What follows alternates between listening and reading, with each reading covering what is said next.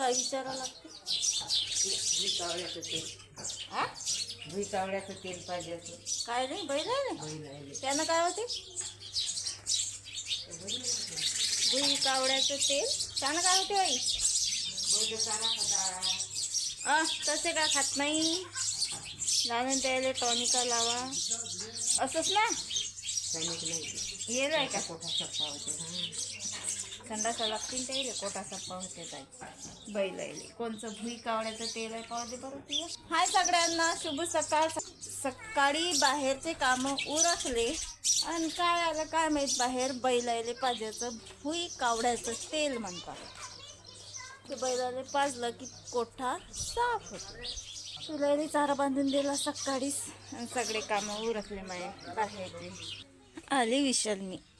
कायचं तेल आहे बाजी? हे भुईकावळ्याचं भुई कावडा रगतरोडा आसकत हा अशा वनस्पतीचं राहायचे. दरवर्षीच येतं बाई मी. हो का केवढ्यात पाजता तुम्ही ते? ते 150 रुपयाला बाटली. बापा रे. बापाले बोलावं राहिले बघ काय स्वस्त आहे बाई. हो ते आहे तुमचंही बरोबर आहे. सबन महागाई झाली ना. साखर 70 झाली. साखर 100 रुपये होणार आहे. थांबा दिवाळी येऊ द्या. हो दिवाळीला जास्त महत्व आहे साखरचं चहापेक्षा. आता पोळ्याचा सण बी आला ना आता. हो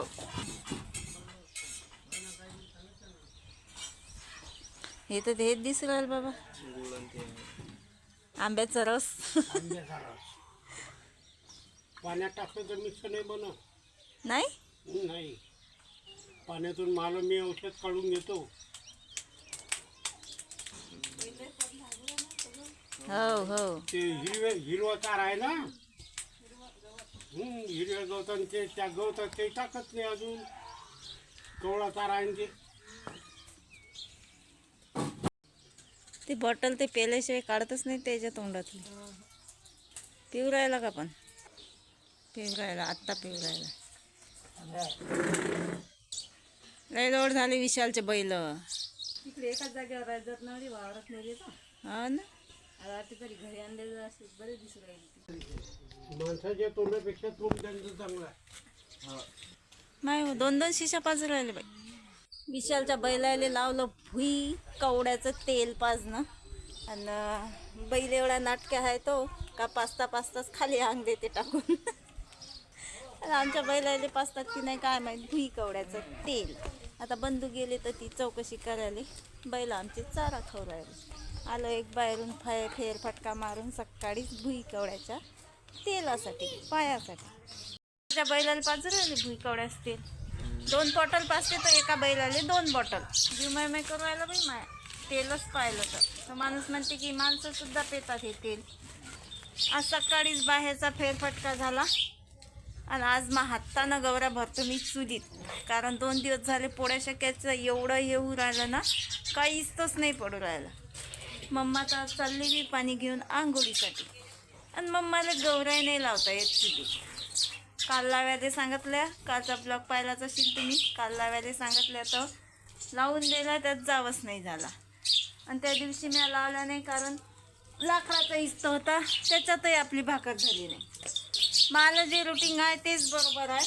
पहिले टाकून द्यायच्या गवऱ्या आणि नंतर जा मग घरात पीठ चुरलं की पोळ्या एकदम ओके.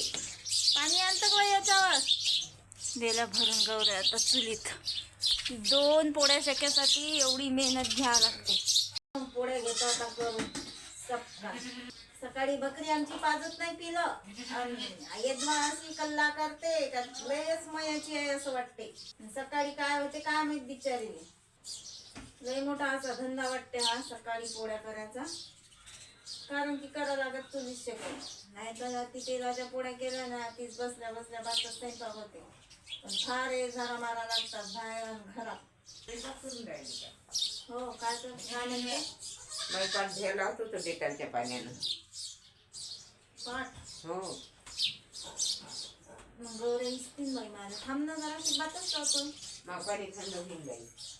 पाणी तपते ना दुसरं घ्या पाणी का तपून नाही राहिलं. थांबता का नाही? गांजर गवताची एनर्जी झाली का काय? जाऊ राहिली वावरात आणि आईच्या अंगावर असं लाल जरा फुल्याची राहिल्या.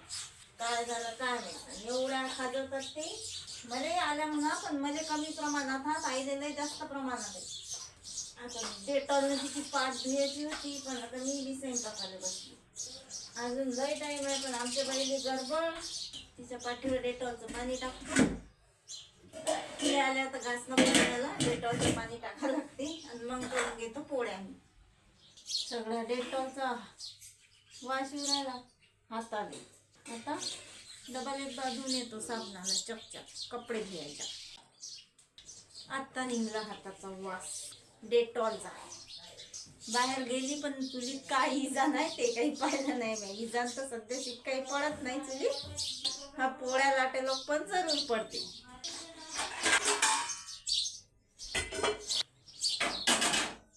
चला मग पोळ्या घेतो लाटून आता. भाजीचा मेळ पोळ्या झाल्यावर रप्पा रप तुकडे लाटले की शेकले आपल्या चुली. गोल आणि चिऱ्याची चाऱ्याची काही मतलब नाही आपल्याला. जो स्वाद याचा तो येतेच जाळ्या पोळ्या. भाजी जास्त मेळ नाही मग काय आहे का जरा आहे ना भोपळा आहे कारले हात उपायान कारले. त्या दुधी भोपळ्यात ते हे मस्त होते बा मला आवडते. काय दुधी भोपळ्यात उडदाची डाळ चाबेता का. ओ माय साखर नाक झाली बाई. राजी देऊ नको कोकणात दे आमच्या ज्वारीच्या आहे त्या कोकणात ध्यानच नाही मला साखर नाक झाली. साखर मार दे ना थंड मी गरम गरम खातो. आता उठलं तर तू उठता येत नाही का. वाटून गेली दुखून राहिली जरा बसल्यातच निंद नाही ते. वटवून घ्यायचं काही नाही. मला काय दुखू राहिलं मलाच माहित आहे. ठेवाव का मग आता चहा. भाजीचा तर काही मिळेल नाही दुखू राहिला. दूध साखर झाली चक्कर. तो कोणता कवड्यावाला भूल कवड्यावाला तेलावाला काय म्हणते माहित आहे का. दिवाळी उद्या म्हणे साखर होणार 100. होणार दिवाळी लय महत्व असते साखर यामध्ये. बाय आत्ताशे बत्ताशे करतात. आत्ताशे बत्ताशे सोड पण मजुरी किती कमी आहे त्याच्या मानानं. त्याचं काय 300 रुपये मजुरी 100 साखरले गेले 200 तेलाले गेले. बाकीचं काय खर्च मजुरानं. मोदी सांगून काय फायदा त्याला समजत नाही का. प्रजा कशी चालू आहे आपल्या देशाची काय आहे कसं आहे वातावरण. चहा पिऊन घेतो आता आणि पाहतो काही भाजीचं हुसक खासक करून काय मेळ लागते का. भाजीचे लय वांदे चालले बाई. आज तुरीच टाकतो मी भिजू. काहीच नाही का जे मा घरात नाही फक्त भाजीपाला सोडून समजलं का. फक्त काय आहे का कधी कधी मला अशा भाज्या खावा वाटत नाही म्हणून चालते सगळं. आता लावला याच्यावर भाजीपाला आणि आता तर भाजीपाला लावला घरावर मस्त करतो आज रस्त्याच्या. त्याच्यावर काजू बदाम वाटा. काजू बदाम नाही वाटत बाई. भले असतील आमच्या घरात काजू बदाम पण आम्ही वाटत नाही. जेवढ्या भाज्या अशा कमी मसाल्याच्या केल्या तेवढ्या चांगल्या लागतात. अयो चहा शिजला तर इकडून टाकतं हे उकरू. लय कुठतील का हे रस्त्याच्या करतो ना सुक्क नाही रस्ता हो ना चप्पू मस्त हिरव्या मिरच्याच्या एक नंबर. अहो मटण खेळ ना बाई. आता ठेच्याचं महत्व सांगतो तुम्हाला. हिरव्या मिरच्याच्या मध्ये करायची रस्याची भाजी आणि याच्यात फक्त घ्यायची अद्रक घेतली म्या आणि ठेचा घेतला जरासा आणि जरासा मसाला घेतो आणि थोडंसं मीठ हिरवा सांबार लसूण टाकून ठेच्यात गेलंच आहे. आणि हे आणतो आता मिक्सर मधून मस्त बारीक करून. मिरच्यापेक्षा एकदम लवकर बारीक होते पटकनच. त्यासाठी मी काही शूट करायला नेत नाही मोबाईल तिकडे एकटीच आणतो काढून. आणि तसं पसारायला झालं माशा पुसायचा पसारावरून देतो पहिले. पाणी लागणार आहे तर पाणी बी घेऊन जातो. मसाला काढून आणला वया पिऊन घेतल्या आणि कढईत तेलही टाकलं. राहायला होता तर कांदा टाकायचा. कढईत तेल टाकल्यावर आठवण आलं की कांदा तर कापायचाच राहिला आपला. कांदा कापायचे कोणते मिनिटं आपल्याला. कांदा कापायला तेल छान झालं. कांदा टाकायचं आहे तर वाटण वाटण घ्यायचं मस्त भाजून, मसाला बिसाला सगळं टाकेलं आहे आपण याच्यात. सगळा मसाला टाकून घेतला एक खट्ट्या. याच्यात टाकायची हळद. आज सगळ्यात पहिले चहा घेतला नाही, नंतर भाजी टाकायची. आता मसाल्याचा एवढा ठसका बसला, लय भारी. भाजी किती तिखट होते काय माहिती. पिकावर चिका येऊ राहिल्या मला तर. याच्यात टाकून घेतो वड्या. सध्याचं काही पाणी नाही टाकत, काही नाही, कारण ते उकळून घेतलं आपण तर पाणी धरते त्या वडे. त्यासाठी जरासा कोरटून घेतो याच्यावर. आज केला नवीन लेग्याचा मुहूर्त. आता काही ढिल्लम ढालला नाही ना, ढिल्लम झल्लं नाही. प्लाझो घालायचं काम नाही, याचा अर्थ असा की भाजी गरम करतो जराशी. सकाळी केल्या सोयाबीनच्या वड्या, रात्रीचं आहे मटण तिकडच्या खटल्यातलं. आता मटण लय जास्त झालं. आता मटण काही दिवसासाठी बंद, कारण का मटणाने आता तब्येत खराब व्हायला लागली माई. तर आता एवढं आहे एवढं खाऊन घेतो.